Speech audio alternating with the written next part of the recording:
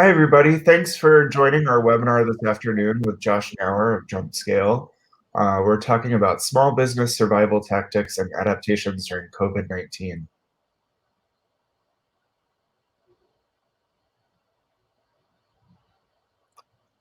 For those of you not familiar with Green America or the Green Business Network, here's a little bit of information about our program.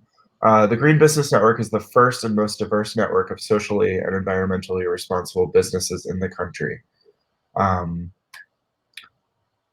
Here's a little bit more about us and Green America's 4 strategies. For those of you that are members, you can access your benefits anytime in real time at our member dashboard at members.greenbusinessnetwork.org. You can update your information. You can manage your public-facing profile on greenpages.org. You can apply for certification, access business services discounts, and more. And here's how to reach us. Our phone number is 800-58-GREEN if you ever have questions about your membership. You can also email us and follow us on social media. And with that, I will turn it over to our guest speaker today, Josh Nauer. Thanks so much. Welcome, everybody. This is always, these times are fairly difficult for all of us, and speaking to a large group of people when you can't see them and when you can't directly interact with them can be a bit of a challenge. So what I'd like to do is just get us all on the same page if possible. We at JumpScale like to start all of our meetings by taking some intentional breaths and having some mindful moments. So I would encourage everybody to just get comfortable where you are in your seat. If you're standing like I am, just feel your feet on the ground and loosen up your shoulders and your lower back, and just relax a little bit. And we're going to take 3 breaths together on the count of 1, 2, 3. Breathe in and out. Again, breathe in and out. Last breath, take in, hold it for 1, 2, 3, and breathe out. It's so important during these times to remember to do the simple things like breathing. It's a very important tactic that we can all use to calm and center ourselves, and do it with a group. So there's no reason just to do it yourself. You can bring that to your teams. What I want to talk about today is the times that we're in. Clearly, as we all are experiencing, the normal rhythms of life have changed. In my personal life, my daughter is supposed to be graduating from high school and going to college next year. We have no idea what that's going to look like. We don't even know what her graduation may or may not look like. And all of us are facing different levels. Some people are experiencing sickness and death, and other people, these enormous changes are impacting all aspects of our lives, including our businesses, our families, our communities, and more. And so the question, really is, how are we all going to adapt to this new reality? And what does the new normal sort of look like? And we at JumpScale have worked with investors and philanthropists and businesses on adaptation strategies for impact-based investing in business and philanthropy over many years. A lot of the same strategies and a lot of the same things that we talk about during regular times do apply in the new normal, and then a lot of things are changing. And so as we look to adapt to these changes, I'd like to focus on an area that isn't really what a lot of business people tend to focus on first, which is specifically understanding your ecosystem in which you're operating. So at the center of your ecosystem of your business and of your life is you. And then the next sort of circle out is your family and close community, and your organization, whether it's a nonprofit or a for-profit, a B Corp, an investment firm, partnership, whatever it might be. Specifically the internal side of it. So the people and the workers and the management and the investors that are part of that. And then as we expand out, we look at the broader community, the external community to your organization, looking at customers and vendors, your broader community in which you operate, and understanding the interactions of these and how you and they are doing and feeling during these times is essential. It's literally step number one in figuring out how to adapt to wild, crazy times that we're in. So let's start with you and looking at what are the things that you can be doing and need to do to get yourself grounded and centered and ready to then go out and be of service to those in your broader ecosystem. So these are some common questions that we like to ask. And I encourage you to actually ask yourself these questions. I do it most mornings when I wake up, and I also try to do it before I go to bed. And we're really thinking about the types of things about, like, what am I doing to take care of myself? How am I feeling physically? What feelings are present that are presenting themselves in different forms of emotion? And do I feel grounded, solid, and calm? If I don't, I know that just like when an emergency happens, we all hear the message that goes out, that the flight attendants tell us on an airplane, right? You have to first put the emergency mask on yourself before you can help others. This is this form of that. Many of us, hopefully, do not need oxygen masks themselves right now to survive. Some do, of course, but most of us need to think about how we are doing and how we are then going to be showing up for others in the ecosystems in which we work. And then we don't just jump right out to your business yet. Look around at that next circle of your ecosystem, which are your family, your friends, and your partners, and others. How are they feeling physically? How are they feeling emotionally? Talk to them. Are you staying connected with them and asking them these questions? Do you understand what they're feeling and how they're feeling? And what feelings about them and what they're feeling are present for you emotionally?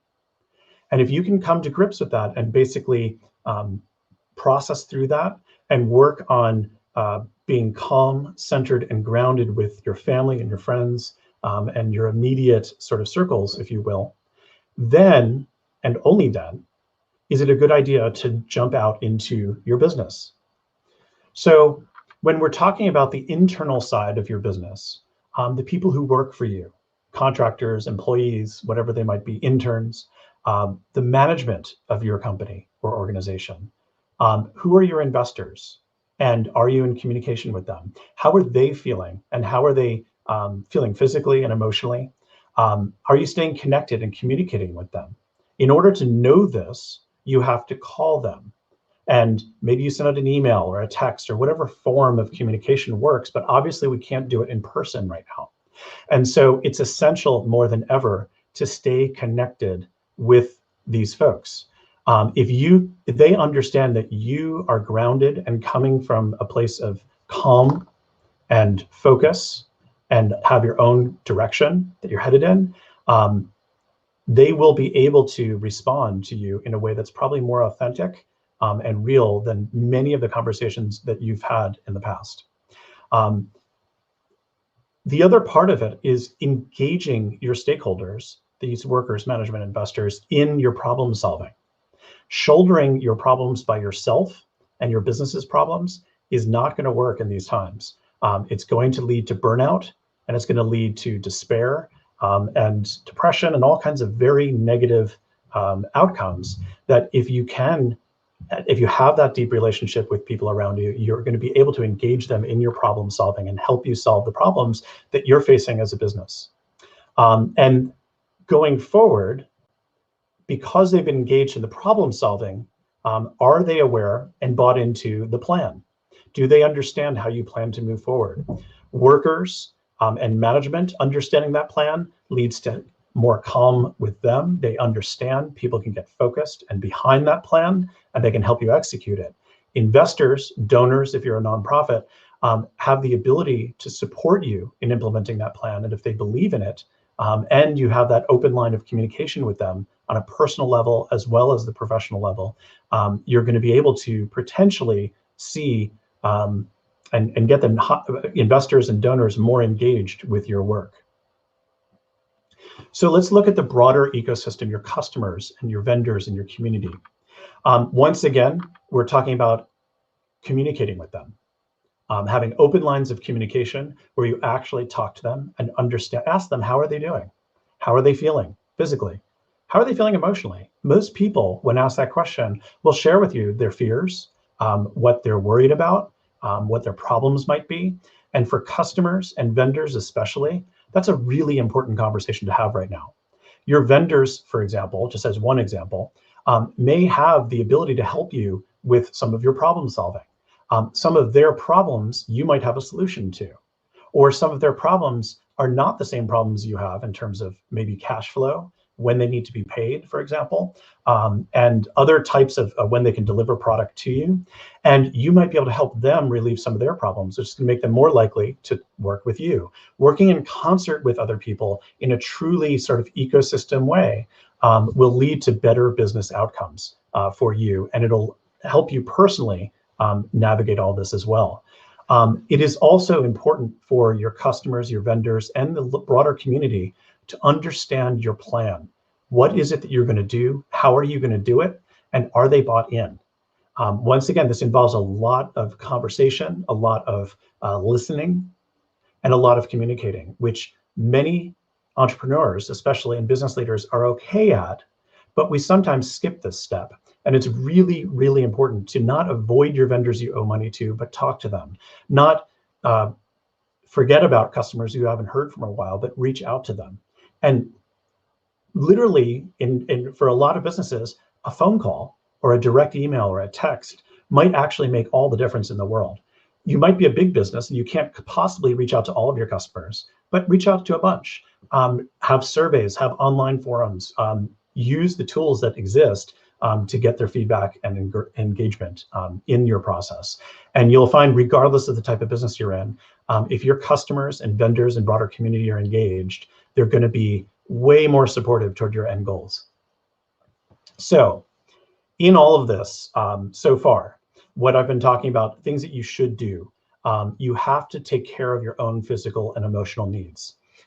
Make sure you're healthy, make sure you're exercising or doing any of the activities, whatever they may be, that bring you pleasure, that give you calm and allow you to, for me, I go out into the woods and go hiking. I'm doing a lot of photography. And yes, I spend a lot of time on my business as well, but I have to spend my time doing those things or, it's going to really overtake me and cause me to go into a bad place. And no martyrdom. You have to practice self-kindness and breathe. You are not the solution to all of your problems. I guarantee it.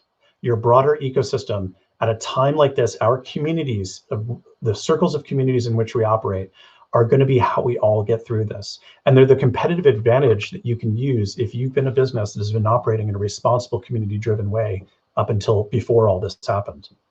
And then this gets to adaptation, which is thinking about how your company's products and services can be of help in the current pandemic crisis. I'll get to some examples of that a little later in this presentation.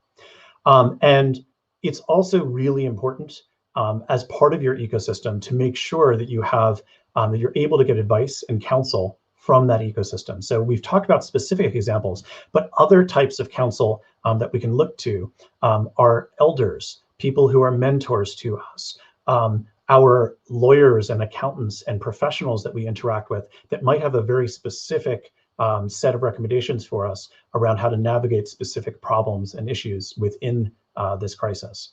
And if you communicate with all of these people and spend an inordinate amount of your time communicating and talking to people, I guarantee you it's going to lead to better outcomes. And I'll be talking once again about some examples of this that people have been doing it very effectively, where they find creative solutions and how to get through.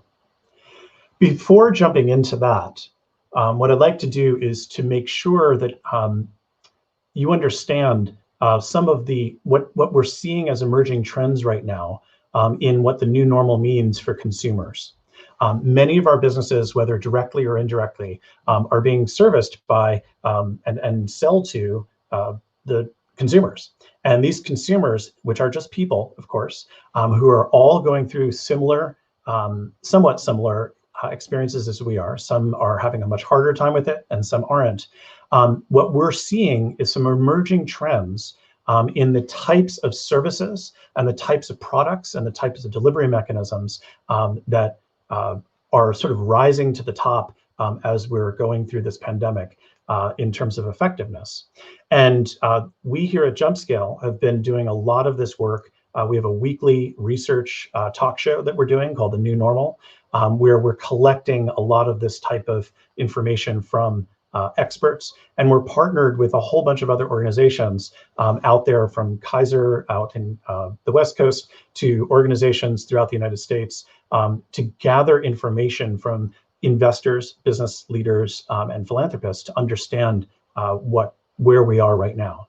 And what we're seeing as emerging trend are the types of products and services that are basically rising right now. And I don't mean the business is necessarily rising, because everyone's business is getting hit, but these are areas of product and service offering that are more in demand and are being demanded more by consumers. So everything from comfort foods, cannabis and alcohol, mindfulness, fitness programs, all sorts of wellness activities are on the rise right now. People are really starting to realize that this is a very important thing, especially as the normal channels for it are cut off now that people are socially isolated. Online and offline games and puzzles, hobbies, gardening and pet care and pet product sales are through the roof right now because people are going deep into their hobbies as they're spending more time at home.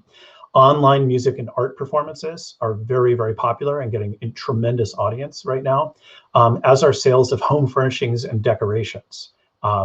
Coaching and therapy are also seeing a large increase in volume. So these are the types of product and service areas that are on the rise that we've identified. It doesn't mean these are the only ones. And if yours doesn't fit into here, it doesn't mean that you're doomed. These are just some trends that we're starting to see. The methods by how people are consuming these products and services are changing greatly, as we all know.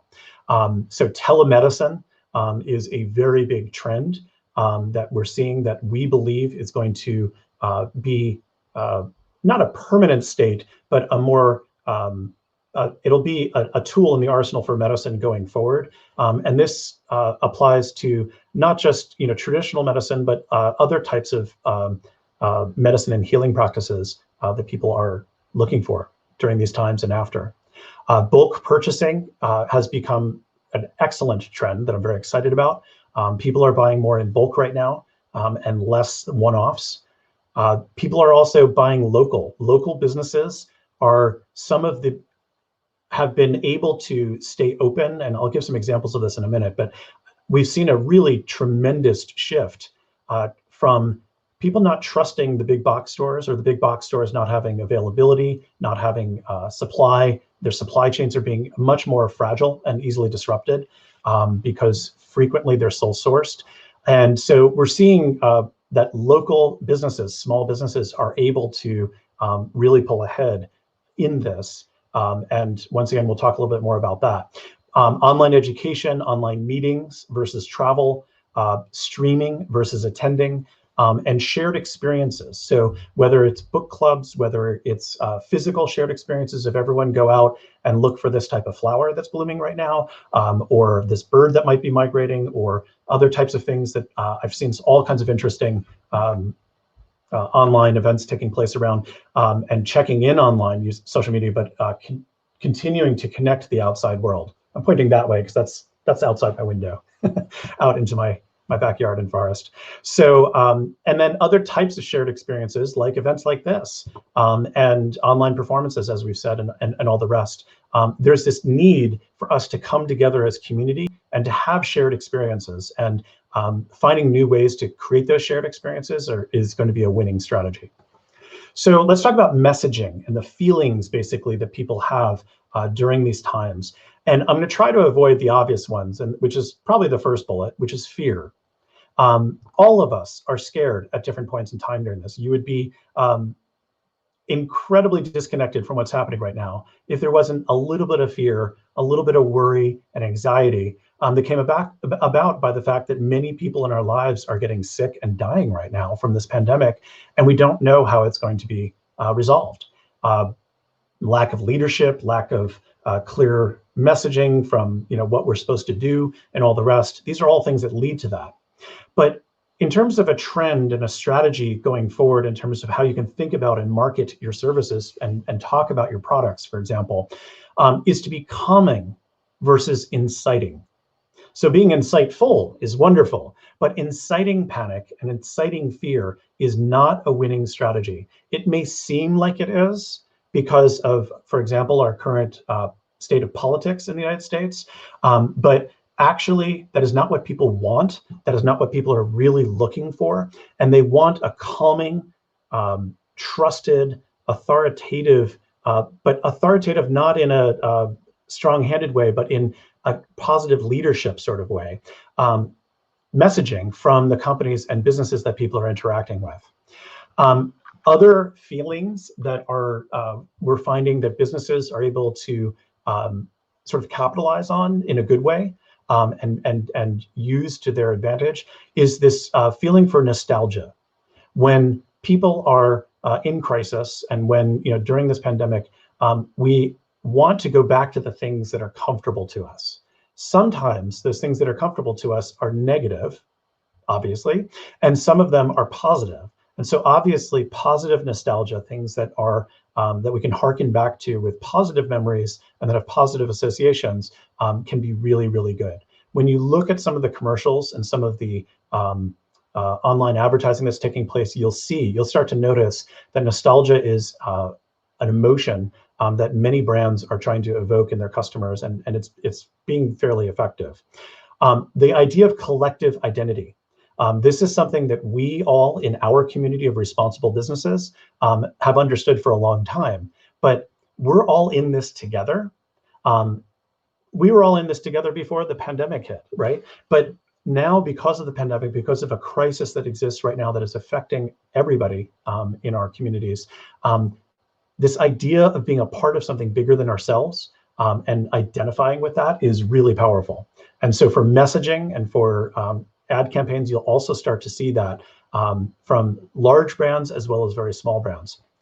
And this idea of helping versus hurting, it sort of goes along with collective identity, but it also goes a step further. People want to be seen as being helpful. They actually want to be helpful, and they want the brands and the businesses that they work with and interact with to also be helpful versus hurting.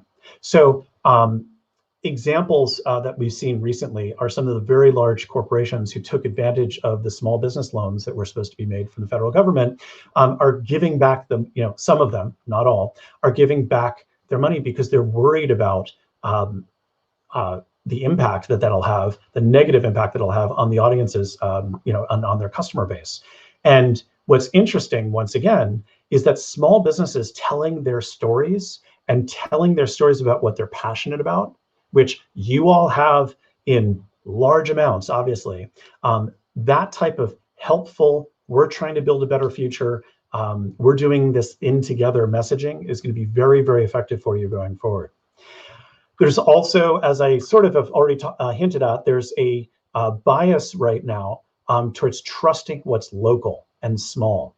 It's a very interesting scenario that's happening, but it's going to start emerging more and more as we start seeing large systems collapse. So one that is in the news right now and happening are meat processing plants. These large factory farms that are leading to large factory production of meat products.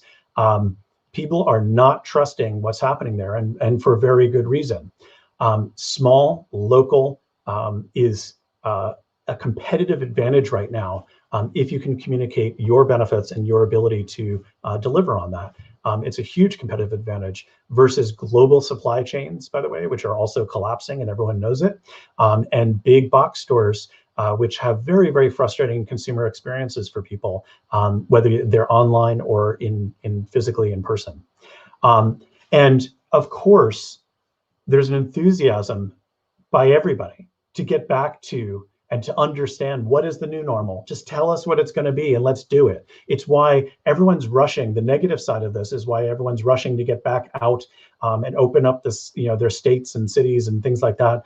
But we have to harness that enthusiasm for finding the new normal to adapt to a positive message that the new normal is coming. And this is what it's going to look like, but we're maybe not there yet. And this is how you can help us get there.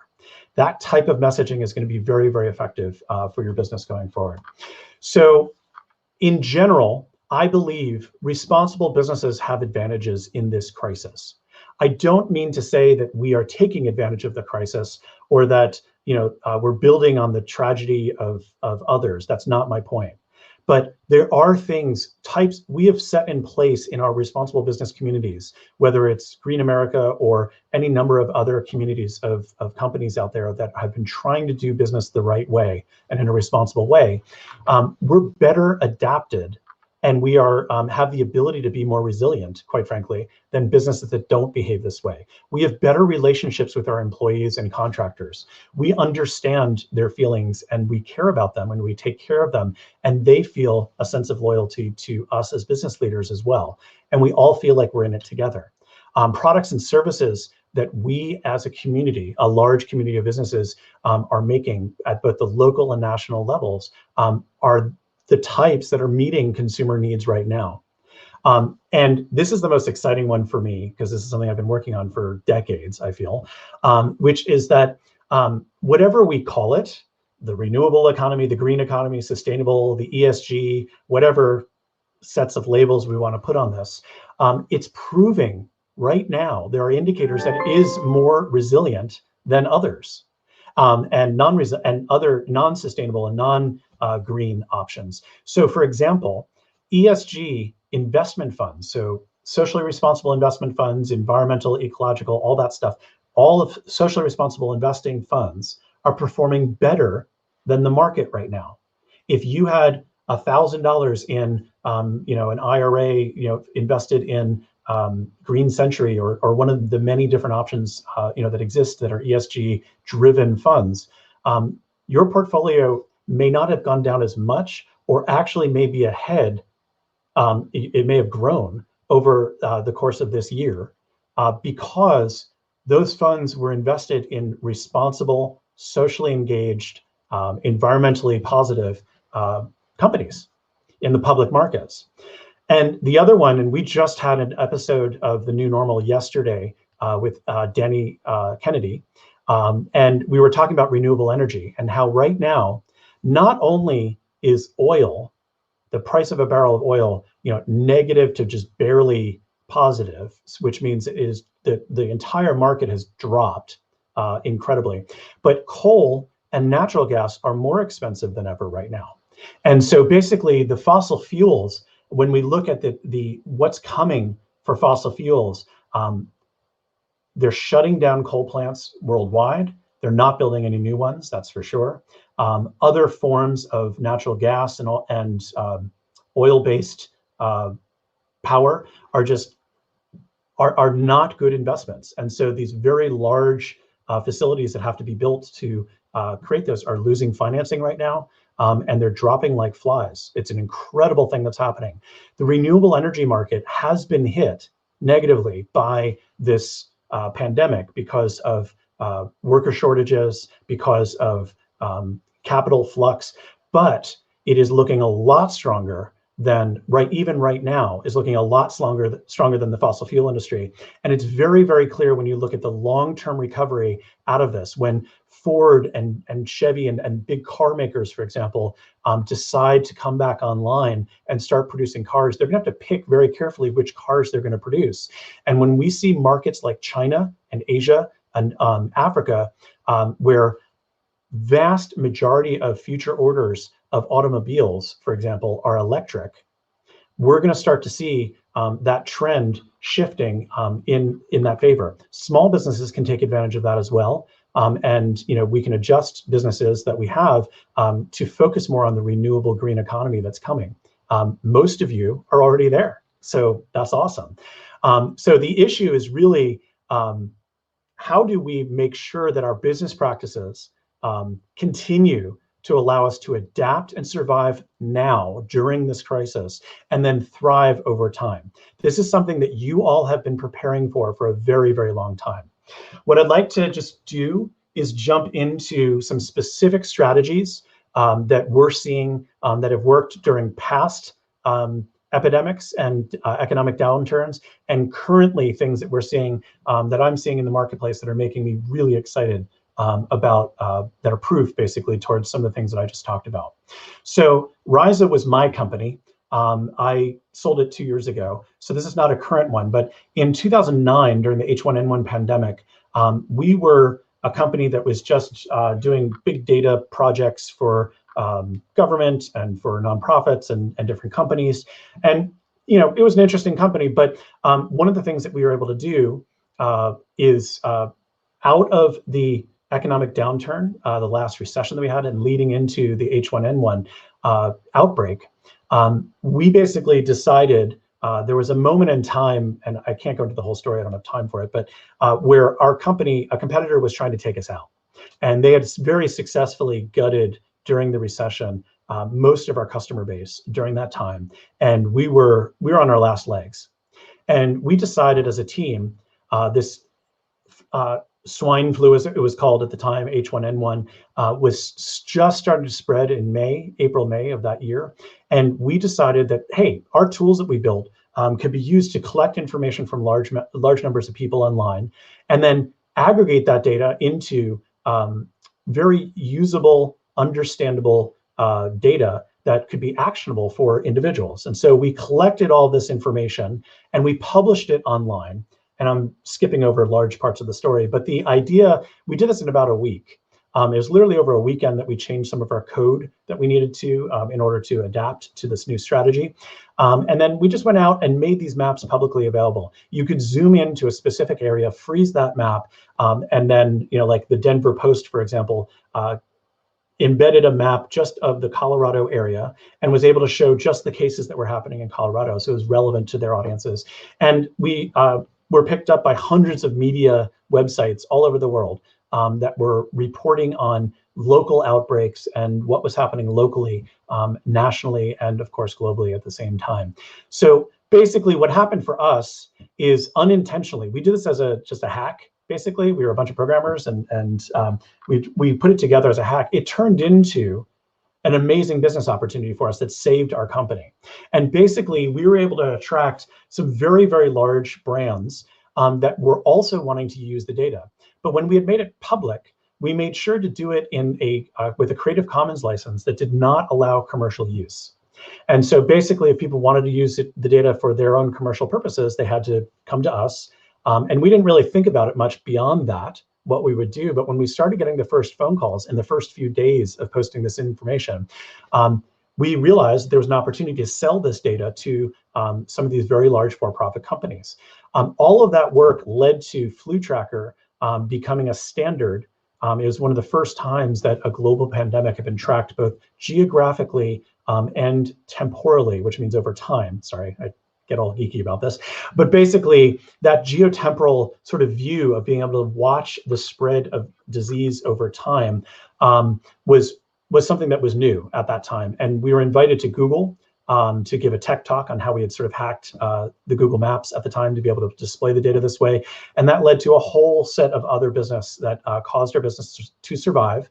And out the other side, we were able to thrive and grow the business to the point where we then were able to sell it in 2017. So that is one just sort of example of providing a service that is altruistic and positive and helpful to a broad group of people, and finding a business use case as a result.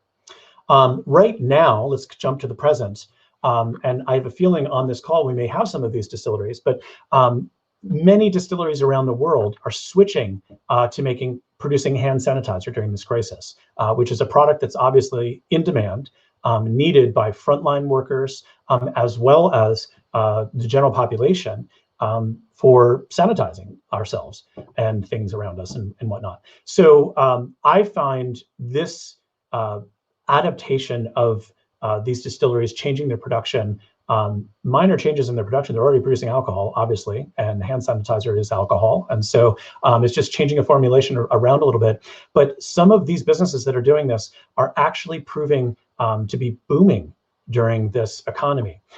Some examples, though, one of the examples that I had heard about when I saw a news story about this was a couple that had started, switched over the distillery, and they were literally giving away their product, this new hand sanitizer, to hospitals and government agencies and all the rest, which is an incredibly noble thing to do. The problem is they hadn't figured out their business model for how to do this in a way that would be sustainable, that will allow them to make, they don't have to make blazing profits here. No one should be profiteering from this pandemic, but you do need to make enough money so that you can pay your employees, pay yourself, and make sure that you have a little bit left over of profit out of a sale so that you can continue your business and your business remains sustainable.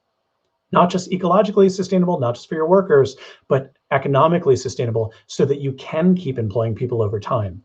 If you are just giving away product and you haven't figured out a financial model to support that, you are going to be going out of business. Your business is going to crater because you don't have the cash to be able to sustain it. If you can't sustain it, you can't help others. It's part of that putting the oxygen mask on yourself. In this case, money and cash, while not being everything, is a bit of oxygen for your company in order to keep it going. And you need to make sure that you have that mask on yourself and that you understand how your business is going to survive through this so that you can then thrive. It's very, very important. Your survival and thriving, because of the missions of what you do, are going to help exponentially large numbers of people in your community.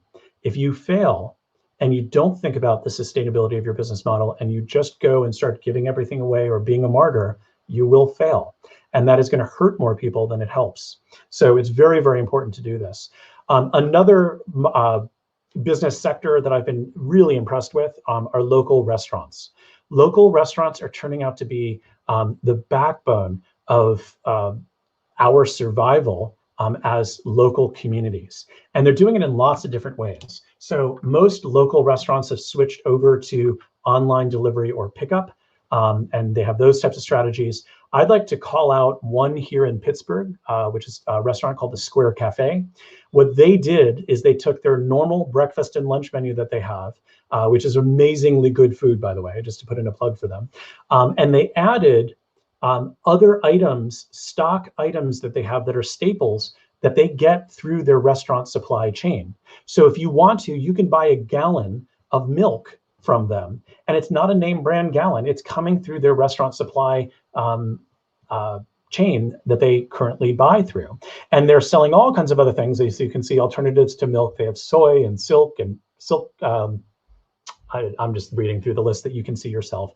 But basically everything from eggs to toilet paper, they're able to get through their restaurant supply chain. And guess what? These local businesses that are doing that are able to deliver in a more consistent way than most large supermarkets are right now for their customers. And so switching over and adding in this extra line of revenue basically for them, not only is it helping the community by getting delivery of these types of products, of these types of staples out there effectively, but it's also helping their bottom line and helping them survive through this crisis. Not every single restaurant, of course, can do this, but guess what? A lot can, because restaurants can only cover and delivery a certain radius around them. People are ordering from different restaurants all the time. I believe that restaurants have the ability to thrive during this, as if they're looking at alternative models that are going to help them do so. And media organizations. I'm on the board of WQED here in Pittsburgh. This is Mr. Rogers' television station that he helped start. It was one of the first PBS stations in the United States. But their response, and public media in general's response to this pandemic, has been breathtaking. Sorry, probably not the best metaphor to use, I apologize, but it has been really incredible to see how public media has been responding to this crisis and providing the messaging and the branding and the content that people need, both the nostalgia of cartoons and Mr. Rogers, and here in Pittsburgh, Rick Seaback and others, and every local PBS station has been doing this type of programming around the United States, and also adding in COVID-19 specific things that are helpful, and make their media source, this public media, a central go-to place for excellent information, entertainment, and nostalgia, which, as we previously discussed, is really important. So, in conclusion, I just want to come to an end of my slides here, and we'll get to some questions hopefully from the audience.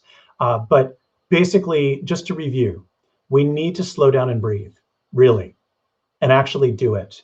It to some of you it may be foreign, to others you may do it all the time. It is so important as a practice that we do it as individuals and in our communities. Start all of your meetings by taking some collective breaths if you wanted to, or doing something, some form of mindfulness exercise that gets everybody connected with each other, and calm and slow. You have to figure out your finances as a business, and prioritize your expenses. Do research what local, state, and federal funding options are available. We all know and have heard a lot about the PPP and other federal SBA loans, the administration of which has been horrifying, to say the least. But there are many, many other types of grants and loans available through your local governments, state governments, and even the federal governments that aren't part of those large programs that have been just completely politicized and inequitable. But there are options out there for people, and they're very specific to where you live and where your business operates. So you need to research those out. I also encourage you right now to think about this time. This is the rainy day that we've all been sort of worried about coming, or that we've been saving for. So find other financing options that might work for you. Interest rates are at the lowest they've ever been. So taking out loans, extending lines of credit, other forms of financing, including going back to investors, if you've had some in your business, and asking them to re-up.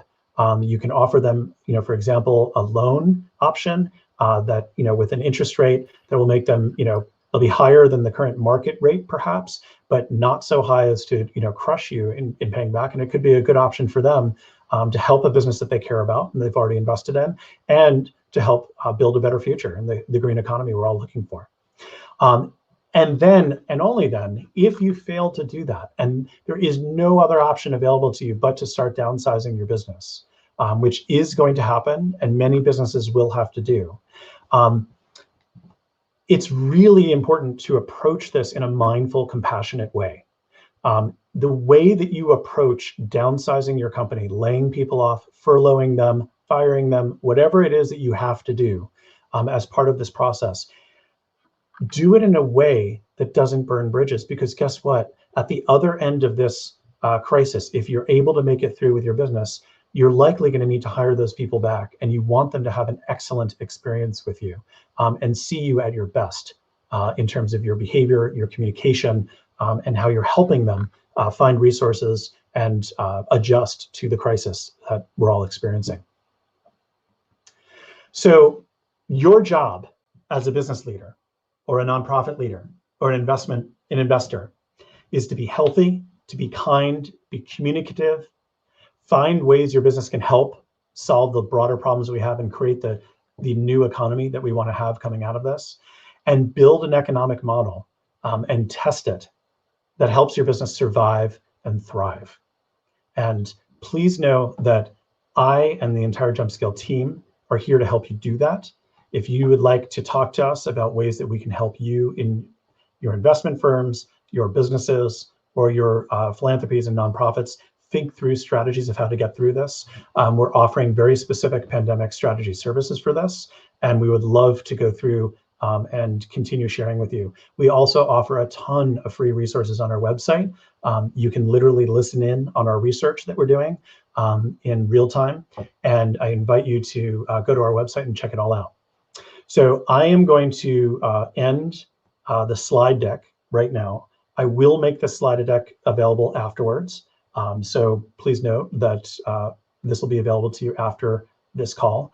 And I'd love to open up the floor to questions. Thank you so much, Josh. That was great.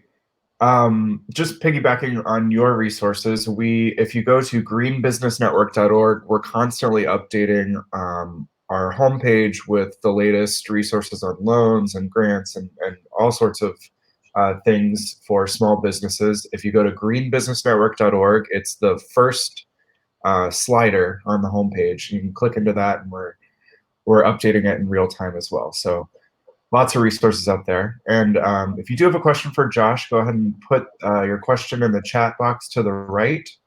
We'll take those as they come in, if there's any questions. And also just noting that this recording will be emailed to everybody that registered, whether you were able to attend or not. It should go out as soon as we're done with the call. And with that, we'll just wait for some questions. I've never done with any, one of these where there haven't been a lot of questions, so please do ask them. One of the things that, once again, I just want to reiterate, I think, while we're waiting for some of those questions to come in, is the tremendous community of support that is available to us as business people, regardless of what type of business or organization you're running. And organizations like Green America exist to be that gathering point and a collective voice and offer resources that are just absolutely tremendous. So Scott, I want to thank you so much for your work, and Fran and others who I know are doing all the hard work helping so many businesses through this crisis. But it's really important that we reach out to those ecosystems and that we don't just sort of sit on our hands, and it's part of not being a martyr, right? Reach out and try to connect with as many people as you can. And Green America is an amazing network for you to start doing that, or continue doing that, hopefully. So it's really nice, Mary and Beth and Joseph, I appreciate your thanks. We're seeing that in the chat.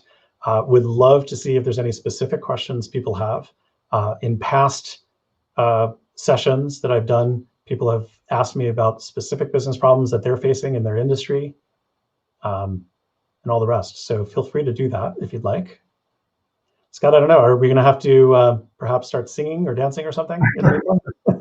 Are there any questions from past times that you've done this webinar that would be applicable?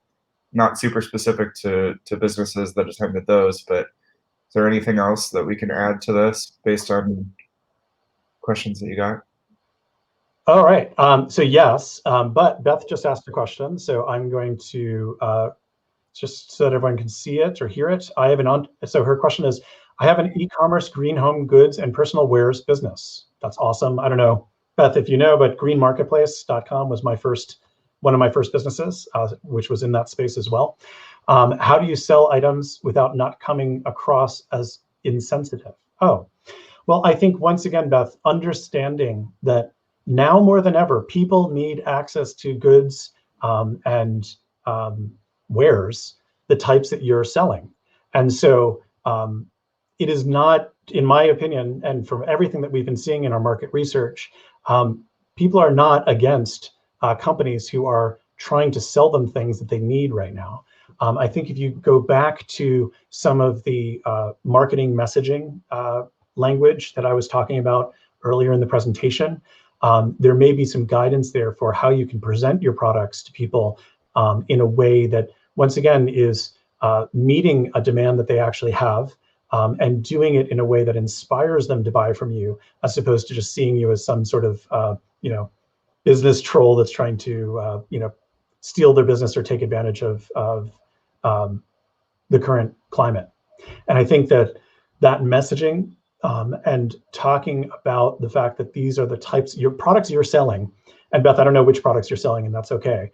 But if you're selling green home goods and personal wares, those are the products of the new economy, right? Those are the products that are sustainably made, that in their use is less toxic usually. And those are the types of things that they're safer, and they usually last longer, are less disposable, and all the rest. These are all aspects that people want to be hearing about right now, and actually are spending more time looking at. So I think there's an advantage that you could get to doing that. I also encourage you and everyone to offer steep discounts on your products right now. cut into your profit margin a little bit, and basically pass on that savings to others, because that is what is going to help people during tough economic times. It also will help people be drawn into, because we all love a good deal, to that type of thing. I wouldn't lead with the fact that this product is 20% off and that's the only thing you talk about. I think messaging has to be that by buying these products, you are helping to employ people and keep people employed in industries that are clean, green, and socially responsible. And by the way, they're so thankful that we all want to pass on the savings to you. That type of messaging is much more effective than, hey, we've got a deal on this product, and that's it. So connect with people emotionally, and really work on creating that relationship with your customer, so they can understand where your heart is as a business, and how they're helping their broader community by buying from you. So that's what I would say for that. Other questions that people have, other industries? One of the most fascinating questions I got at a prior event was from a travel company. This is a company who actually helps people book vacations for eco travel.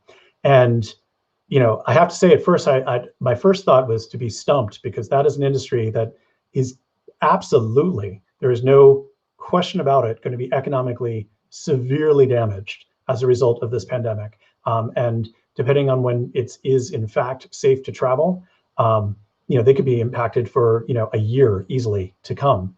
And so my advice, though, to them in terms of how they can stay connected with their customers and what they can do right now, is to really focus on online shared experiences.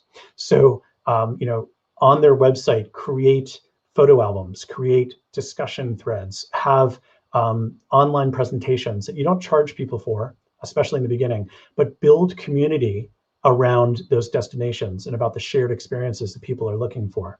And this can apply across lots of different types of businesses, not just travel, but it's the type of thing that will help you keep your ecosystem intact, your customer ecosystem intact through this. And yes, you're going to probably have to lay people off on your own team, and downsize tremendously in order to sort of make it through to the other side, because no one is going to be booking ecotourism packages right now, that's for sure.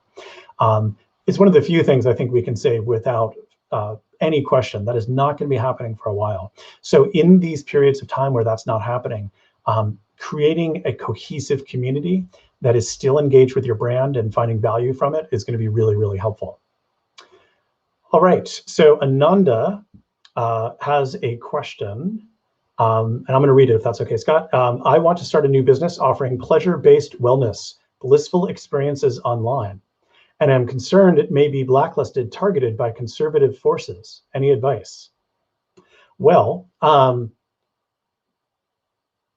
think it all depends what you mean by pleasure-based wellness. I mean, pleasure and blissful experiences online seem like a really good thing. If this is related to erotica in some way, or in that vein of things, yeah, you might run into problems. But if you focus on your customer base and your ecosystem and building it up, I think you'll find once again that everything we've been saying so far will apply. Now more than ever, people are looking for escape, looking for shared experiences, and those all might apply to the business that you're talking about. I would recommend actually looking at there is a club in New York City, in Brooklyn, I believe, called the House of Yes, which has been doing incredible work fostering and building their community during a time when nobody can go in person and experience that club. And they do have a background, Ananda, in sort of alternative entertainment, and lots of different types of alternative forms of entertainment there, that are, have been thriving during before the virus took place. But I have to say, I've been really, really impressed. They just held an online Earth Day event, and they have lots of community awareness and community engagement things. And that community is really vibrant right now and will remain so. So when they are able to open back up, their customers are going to be, very excited to go back and experience and participate. So, conservative forces, I got to say, I just roll my eyes. Basically, if there are people out there that don't understand supply and demand of responsible business, and if everything is being done in a responsible way, then you just keep doing what you're doing and don't worry about the haters, and maybe even take advantage of the fact that if they come after you, that's usually a good sign that your business is doing something interesting and moving audiences, and you have the ability to perhaps use that negative attention and turn it into positive outcomes. And once again, the House of Yes and many others around the United States and the world have been doing that for a long time, and you might be able to take advantage of some of that. All right, Mary, you asked a question about will you send your slides after this? Yes, so the slides will be available, as will the recording of this, and we'll make sure to give you a URL for this. All right, so Joseph just came up with, what if I want to start a new business? Do you have any advice for managing a remote workforce? So first thing that I want to say, actually, and this came up in our new normal webinar yesterday, which is a weekly event that we hold. It's a sort of where we do research, and we publicly share it with people and are discussing it in real time. You can find out about that on the Jumpscale website. But Joseph, the first part of your question is if you can afford to start a new business right now, and you have a really good idea that fits into one of the market sectors that I was talking about, or you have some innovative way of delivering a service, now is absolutely the time to do it. We need to lean forward.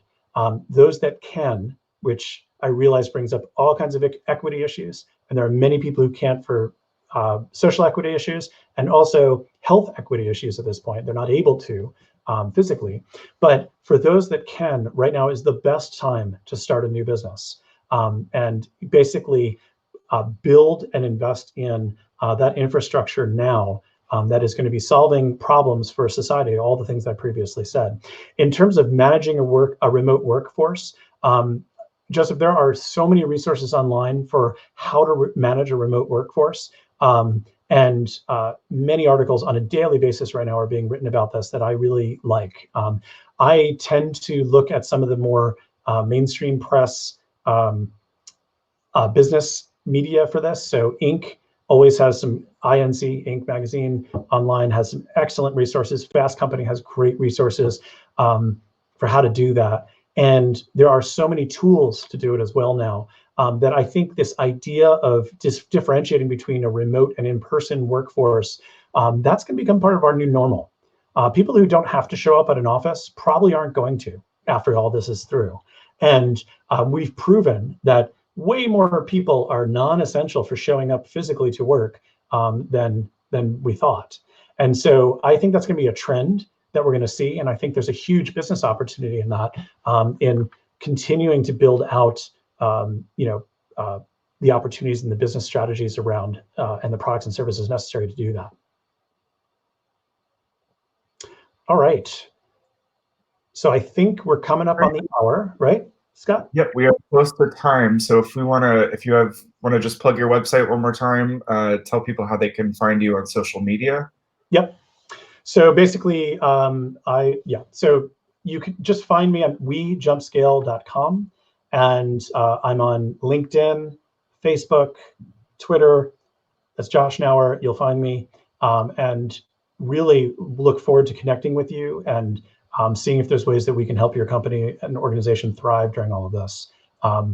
And please, everybody, stay safe and healthy, and use common sense. I think that's the best advice I can possibly give right now. All right. Well, thank you, everybody, for attending. Thank you, Josh, for the wonderful presentation. Everybody will get a copy of the recording and then a follow-up email from Josh with the slides. So thank you all very much. Thank you.